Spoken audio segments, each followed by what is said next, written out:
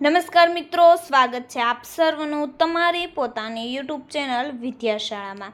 આજે આપણે ધોરણ 8ની જે નવી સ્વ અધ્યયન પોથી આવી ચૂકી છે આપણી ચેનલ ઉપર આ નવી સ્વ અધ્યયન પોથીના બધા જ વિષયના બધા જ પાઠના સંપૂર્ણ સોલ્યુશનના વિડીયો પ્લસ PDF બંને મૂકવામાં આવે છે, જેની લિંક તમને નીચે ડિસ્ક્રિપ્શન બોક્સમાં આપેલ છે।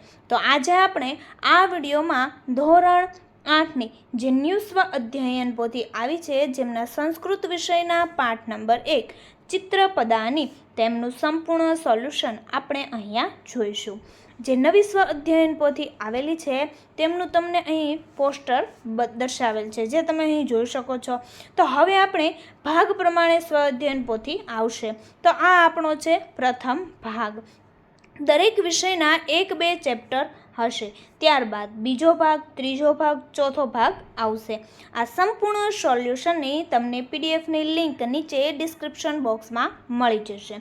તો ચાલો વિદ્યાર્થી મિત્રો આપણે શરૂ કરીએ ધોરણ 8ની ન્યૂ સ્વ અધ્યયન પોથીના ભાગ નંબર 1ના સંસ્કૃત વિષયના પાઠ નંબર 1 ચિત્રપદાની તેમનું સંપૂર્ણ સોલ્યુશન આપણે આ વિડીયોની અંદર જોઈએ।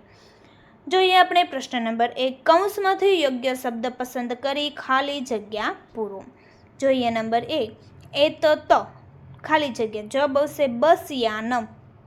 નંબર 2, એષઃ ખાલી જગ્યા ગજઃ। નંબર 3, શઃ ખાલી જગ્યા બાલકઃ।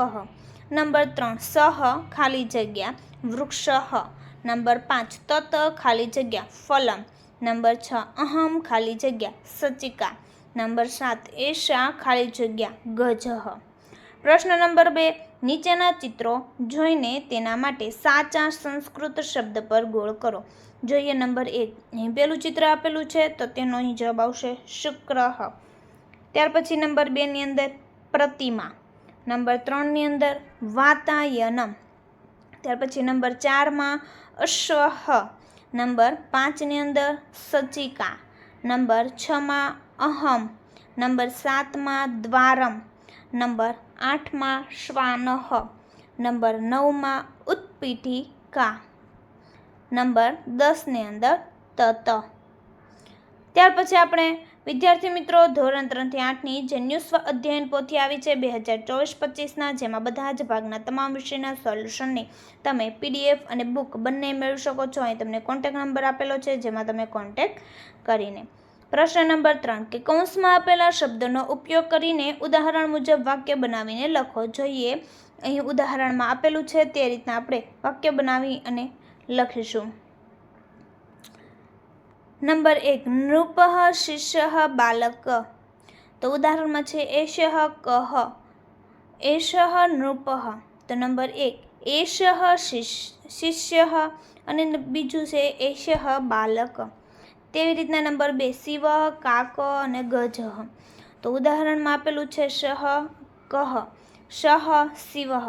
તો પેલું બનશે સઃ કાકઃ, નંબર 2 સઃ ગજઃ।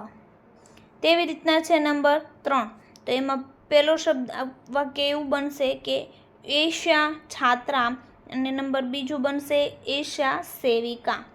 ત્યાર પછી નંબર 4 ની અંદર પેલું વાક્ય તો શા લેખની અને સા સીતા।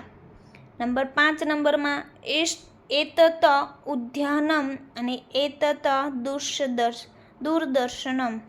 નંબર 6 ની અંદર પેલું વાક્ય તત ફલમ અને બીજું વાક્ય તત યાનમ। ત્યાર પછી જોઈએ પ્રશ્ન નંબર 4, ઉદાહરણ મુજબ વાક્ય રચના કરો।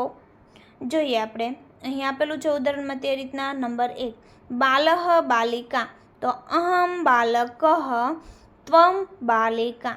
નંબર 2, લેખઃ લેખિકા, અહમ લેખઃ ત્વમ લેખિકા। નંબર 3માં શિષ્યઃ શિષ્યા, તો વાક્ય આ રીતના જવાબ આવશે અહમ શિષ્યઃ ત્વમ શિષ્યા। નંબર 4માં ચતુરઃ ચતુરા, તો અહમ ચતુરઃ ત્વમ ચતુરા। નંબર 5માં અધ્યાપક અધ્યાપિકા, અહમ અધ્યાપકઃ ત્વમ અધ્યાપિકા। પ્રશ્ન નંબર 5, યોગ્ય પદોને જોડીને વાક્ય રચના કરો। તો નંબર 1, સઃ તો અશ્વઃ। નંબર 2, એષઃ તો મયુરઃ.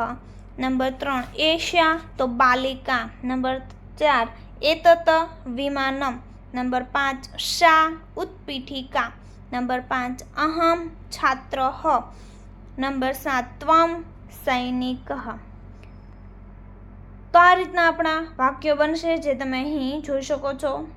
ત્યાર પછી પ્રશ્ન નંબર 6, નીચેના વાક્યોને સંસ્કૃતમાં લખો. નંબર 1 તે રમેશ છે. સહ રમેશ અસ્તિ. નંબર 2 આ કમ્પ્યુટર છે.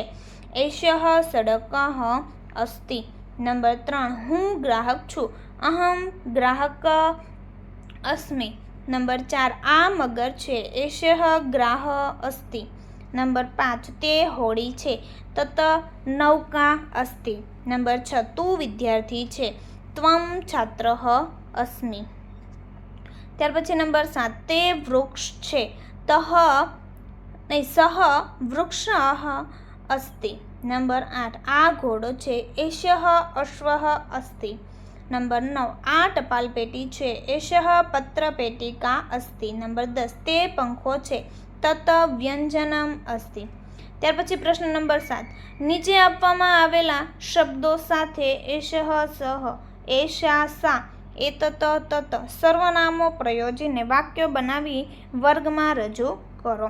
જે તમને અહીં આપેલા છે તો તેમને વાક્યો બનાવી અને આ રીતના વર્ગમાં રજૂ કરવાના છે. તે પૂજા, એશા, પછી મીરા, ત્યાર પછી પ્રતિમા તો અહીંયા આવશે. અહીંયા સા અને ઉત્પીઠિકા. અહીં પુસ્તકમ, ચિત્રમ તત, વ્યંજનમ એતત, દૂરદર્શનમ.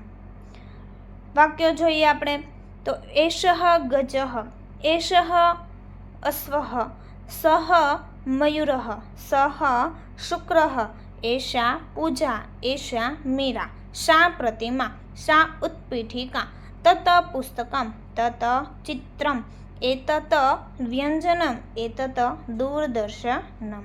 તો વિદ્યાર્થી મિત્રો, ફરી આપણે મળીશું જે બીજા વિષયની નવી સ્વ અધ્યયન પોથી આવી છે તેમના સંપૂર્ણ સોલ્યુશનના વિડીયો સાથે.